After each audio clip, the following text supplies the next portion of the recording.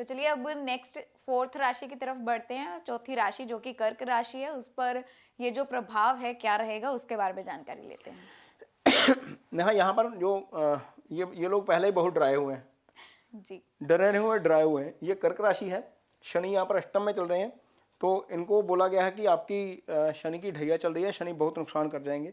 तो ठीक है, शनि नुकसान करते हैं, कर्क राशि के लिए शनि अच्छे नहीं होते। आप भावों से भी समझ सकते हैं कि भाव कहाँ है।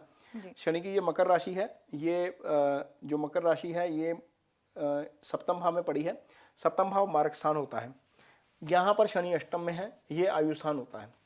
जब शनि अष्टम में होते हैं तो आयु की वृद्धि कर जाते हैं, लेकिन अष्टमेश हो जाते हैं तो आपको अष्टम अपनी दशा में खराब फल करते हैं, क्योंकि चंद्रमा और शनि की बनती नहीं है आपस में। ये दोनों मिल जाए तो इसे विष योग बोल दिया जाता है। तो ये कॉम्बिनेशन एक्चुअली अच्छा नहीं होता।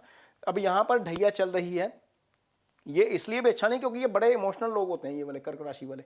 इमीडिएट रिएक्ट करेंगे, इमीडिएट ठंडे हो जाएंगे, पता लगे बाद में उस रिएक्शन में नुकसान हो गया, बाद फिर सोचते हैं यार ये क्या कर दिया। तो पहली बात तो रिएक्शन से बचना है। दूसरी बात, ये जो गोचर हो रहा है, केतु का गोचर अच्छा हो गया इनके लिए नेहा जी। इससे पहले क्या हो रहा था, राहु यहां पर थे, केतु यहां पर थे। अब 4 ग्रह यहां पर नेगेटिव प्लैनेट, 2 ग्रह यहां पर। तो ये जो प्रभाव था ना, ये वाला, ये कर्म स्थान और ये आपका सुख स्थान, ये थोड़ा सा मैस हो गया था। मदर की हेल्थ को लेकर इशू चल रहा होगा, प्रॉपर्टी को लेकर कोई ना कोई इशू चल रहा होगा। तो अब वो चीज़ें सारी की सारी अब धीरे धीरे वाइंड अप होंगी, क्योंकि अब केतु गए पीछे, राहु यहाँ पर आ गए, ये प्रभाव हट गया। अब सूर्य मंगल बुध तो 1 महीने बाद यहाँ से निकल जाएंगे, गुरु यहाँ पर अकेले रह जाएंगे। यहाँ पर गुरु का अकेले रहना नेहा कर्क राशि के जातकों के लिए बहुत अच्छा है। जी। अच्छा इसलिए क्योंकि गुरु यहाँ पर बैठे हैं, यहाँ से आस्पेक्ट करेंगे 1 2 3 4 5, वो धन स्थान है, वो गुरु का अपना भाव है, गुरु उस भाव के कारक हैं। गुरु 5वीं दृष्टि से उसको एक्टिव करेंगे। वो दूसरा स्थान जो होता है वो बैंक बैलेंस भी होता है नेहा। दूसरे स्थान से हम जिंदगी का पहला जो कमाई करते हैं वो दूसरे स्थान से होती है, क्योंकि वो केंद्र, ये केंद्र का त्रिकोण है, ये दशम का त्रिकोण है, इसको अर्थ त्रिकोण बोलते हैं। और यदि हम गुरु की दृष्टि उस भाव के ऊपर जा रही है तो वो भाव एक्टिव हो गया। यानी कि यदि आप कर्क राशि के जातक हैं, आपको जॉब की तलाश है, तो यकीन मानिए आपकी तलाश पूरी होने वाली है, आपको निश्चित तौर पर जॉब मिलेगी। कहीं पर भी आप ट्राई कर रहे हैं, आपको इंटरव्यू कॉल आया और आपका टेस्ट क्लियर हुआ, समझिए मीन्स ये पॉजिटिव साइड है, बहुत पॉजिटिव है, क्योंकि अर्थ ट्रायंगल एक्टिव हो गया गुरु के जरिए। हालांकि गुरु यहाँ पर वक्री हैं, लेकिन चूंकि गुरु की दृष्टि पॉजिटिव होती है तो वो एक्टिव हुआ और आपका छठा भाव एक्टिव हुआ। छठा भाव क्या होता है, कर्म का भाग्य होता है। यहाँ पर गुरु की अपनी मूल त्रिकोण राशि है, ये भाग्य एक्टिव हो गया, कर्म का भाग्य एक्टिव हो गया। यानी कि यदि आप कोई जॉब कर रहे हैं, कोई बिजनेस कर रहे हैं, आपको समय का साथ नहीं मिल रहा, नेहा समय का साथ बहुत जरूरी होता है। तो गुरु की दृष्टि कर्म के भाग्य के ऊपर, लोग कह सकते हैं वो छठा है, लगन के लिए छठा है, ठीक है, लिटिगेशन एलिगेशन कंट्रोवर्सी का भाव होता है, लेकिन वो कर्म का भाग्य भी होता है। ये कुंडली का एनालिसिस करने का सबका अपना तरीका है, कुछ लोग नेगेटिव करेंगे, कुछ पॉजिटिव करेंगे, हम तो पॉजिटिव ही करेंगे। तो यहाँ पर गुरु की दृष्टि वहां पर और इस भाव पर, तो अर्थ ट्रायंगल तो एक्टिव हो गया आपका, आपको अर्थ से संबंधित कोई बहुत ज्यादा समस्या नहीं आने वाली। तो इसको आप थोड़ा सा समय के चलिए, ये पॉजिटिव चीज होगी। राहु का हटना, यहां पर राहु के फल पॉजिटिव नहीं हो रहे, फल किसके पॉजिटिव हो रहे हैं, गुरु के। तो राहु जब इस भाव को देख रहे हैं, शनि की ढैया चल रही है, तो आपका थॉट प्रोसेस थोड़ा सा अभी भी फिलहाल नेगेटिव चल रहा होगा। तो कोशिश करिए कि आप सोचिए कम। नेहा, सबसे ज्यादा समस्या कब होती है, जब हम ओवर थिंकिंग में जाते हैं। तो ओवर थिंकिंग में जाने की जरूरत नहीं है। कर्क राशि के सारे जातकों को मेडिटेशन कर लेना चाहिए, सिंपल, क्योंकि ये बहुत इमोशनल है, ये मन से काम ज्यादा लेते हैं, दिमाग से कम सोचते हैं। तो मन से काम लेने वाला बंदा अक्सर नुकसान खा जाता है। तो यहां पर और जिद्दी बड़े होते हैं। यहां पर ये जो केतु हम बात कर रहे हैं, राहु का जो गोचर होगा, लेकिन केतु देखिए, केतु तीसरे भाव में आ गया। ये भाव बेसिकली मंगल का भाव है। ये करेज का भाव होता है। तीसरे भाव से हम हौसला देखते हैं, डिटर्मिनेशन देखते हैं। तो केतु, जैसे पहले बताया, शनिवत राहु कुजवत केतु, तो वहां पर केतु का जाना अच्छा है एक तरीके से। यदि कुंडली में केतु की महादशा चल रही है, कर्क राशि के जातक, यदि महादशा चल रही है, और ये उन्हीं लोगों की चल रही होगी नेहा जो कर्क राशि के जातक हैं, जो लगभग 16 17 18 साल के हो गए होंगे। क्योंकि जो व्यक्ति कर्क राशि का जातक होगा ना, वो उसकी दशा नॉर्मली इस तरीके से आती है कि वो यंग एज में जाकर केतु उनको मिलेगा। जी तो वहां पर केतु का पॉजिटिव हो जाना, गुरु का कर्म स्थान को दृष्टि देना, ये सारी चीज़ें बहुत अच्छी हो जाएंगी। कर्क राशि में पैदा होने वाले लोगों को नॉर्मली शनि की दशा मिलती है, बुध की दशा मिलती है, बुध के बाद केतु होता है। 16 साल वो निकल जाएंगे, और यदि स्टार्टिंग में भी मिल गई केतु की शनि की दशा तो 18 साल वो निकल जाएंगे, उसके बाद केतु आ जाएंगे। तो यंग एज में जाकर आपको, जो मिड ऑफ द एज होता है या यंग एज होती है, वहां पर जाकर आपको केतु की दशा मिलती है, तो मिलेगी जरूर। जी ऐसा नहीं होगा कि कर्क राशि के जातकों को केतु की दशा में मिले। तो केतु की दशा मिली है, केतु शुभ गोचर में है, तो आपके लिए उसके फल शुभ हो जाएंगे। केतु तीसरे भाव में है, तीसरे भाव के शुभ का फल करेंगे। केतु कहाँ पर है? 12वें भाव में भी है। 12वें भाव का जो है असर करेंगे साथ में, क्योंकि बुध की राशि है।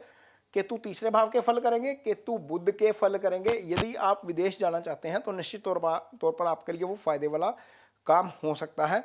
फायदे वाला नेहा इसलिए मैं कह रहा हूँ क्योंकि ये हमने कर्म त्रिकोण बताया था, ये त्रिकोण है आपका विदेश वाला, जहां से हम विदेश देखते हैं। जी शनि यहां पर इस भाव से पंचम हो गए, लगन से अष्टम है ठीक है, लेकिन इस भाव से तो पंचम हो गए, यहां से तो फायदा दे जाएंगे। इसीलिए मैं बोल रहा हूं कि पॉजिटिव एस्ट्रोलॉजी साथ साथ ही बताएंगे, नेगेटिव तो सब बता रहे हैं। यहां पर फायदा दे जाएंगे, यहां पर फायदा दे जाएंगे। इस भाव से वो 9th बैठे हुए हैं, तो यहां पर नुकसान भले ही कर जाएं, थोड़ा बहुत परेशान आपको मानसिक तौर पर कर सकते हैं, लेकिन यहां पर तो फायदा दे ही जाएंगे। यदि आप विदेश जा रहे हैं तो निश्चित तौर पर आपके लिए वो फायदेमंद हो सकता है। आपने यदि फाइल लगाई हुई है तो वहां पर भी आपको उसका असर जो है वो देखने को मिलेगा, आपको रिजल्ट उसके पॉजिटिव मिल सकते हैं। राहु के उपाय करने की जरूरत नहीं है, राहु भाग्य स्थान में है, ये अशुभ स्थान में नहीं है। जी अशुभ स्थान है 8वां और 12वां। 12वां, जी। छठा भाव राहु का अच्छा भाव होता है, छठे में राहु अच्छा फल करते हैं, सामान्य तौर पर गोचर में भी अच्छा फल करते हैं। तो 9th में भी खराब नहीं है, भाग्य की वृद्धि करेंगे, गुरु के फलों की वृद्धि ही करेंगे, कोई दिक्कत वाली बात नहीं है। और शनि की ढैया चल रही है, तो शनि के निश्चित तौर पर ये लोग उपाय कर रहे होंगे। यदि नहीं कर रहे हैं तो हम बता देते हैं। वहां पर शनि के उपाय के तौर पर आपको जो शनि का बीज मंत्र होता है, ओम शन शनिश्चराय नमः, इसके मंत्रास करने हैं। ये 23,000 मंत्रास होते हैं। आपको 23,000 मंत्रास कभी भी आप कर सकते हैं। वैसे तो प्रोटोकॉल ये कहता है कि आप एक शनिवार शुरू करिए और इसको लगातार करके 2 या 3 शनिवार तक ख़त्म कर दीजिए।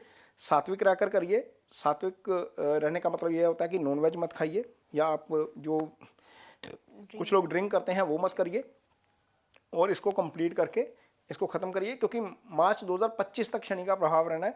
तो जो इल इम्पैक्ट आना है या उसका जो बुरा प्रभाव आना है, संभव है जो, वो हो सकता है कि उससे कम हो जाए। शनि का दान करिए। यदि आप बिजनेस करते हैं, यहाँ बड़ी समस्या होती है, बहुत सारे लोगों की कुंडली आती है, शनि की दशा आई, शनि खराब हो गया और शनि की दशा में नुकसान हो गया, शनि की दशा में बहुत सारी चीज़ें हो गई। एक बिजनेसमैन की मैंने कुंडली देखी, काफ़ी सारे लोग उनके साथ काम करते थे, दशा शनि की चल रही, तो बहुत परेशान थे।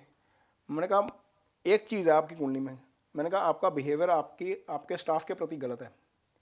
मैंने कहा आप स्टाफ के प्रति चिल्लाकर बात कर रहे हो या आप वायलेंट हो रहे हो?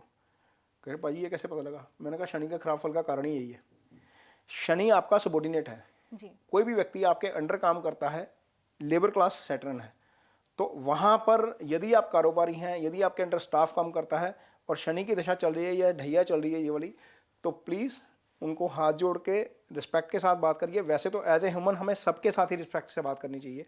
तो यहाँ पर आप एक ये रेमेडी ज़रूर ले सकते हैं। शनि के दान नॉर्मली सबको पता ही है, काली उड़द की दाल आप दान कर सकते हैं, तेल दान कर सकते हैं, घी दान कर सकते हैं, इस तरह की चीज़ें, लोहा दान कर सकते हैं। तो दान आप सात्विक करिए, राजसिक दान करिए, संकल्प लेकर करिए, और ऐसी जगह पर दान करिए जहाँ पर आपका दान काम में आ जाए। तो कर्क राशि के जातकों के लिए नेहा शनि का उपाय ज़्यादा जरूरी है, क्योंकि ढैया में है। ये गोचर तो खैर अशुभ है ही नहीं। गुरु का अकेले होना बहुत अच्छा फल दे जाएगा। गुरु की यहाँ पर दृष्टि, जब ये चीज़ें हट जाएंगी तो यहाँ पर दृष्टि प्रॉपर्टी भी बनवाएगी, कार भी लेके आएगी, सुख स्थान एक्टिव है, सारी चीज़ें हो जाएंगी, कोई दिक्कत की बात नहीं है। यदि मदर की हेल्थ को इशू है तो वो भी एड्रेस होगा, क्योंकि यहाँ पर जब अकेला हो जाएगा ये भाव। और पहली राशि क्या थी जो हमने वो देखी थी, ये वाली मिथुन, यहाँ पर केंद्रीय प्रभाव क्या था? नेगेटिव। अब यहाँ पर केंद्रीय प्रभाव क्या है? गुरु की दृष्टि से इनके हटने के बाद गुरु की दृष्टि केंद्रीय प्रभाव में आ जाएगी। ये बहुत पॉजिटिव। ये पॉजिटिव हो जाएगा। तो ये सबसे अच्छी चीज़ है।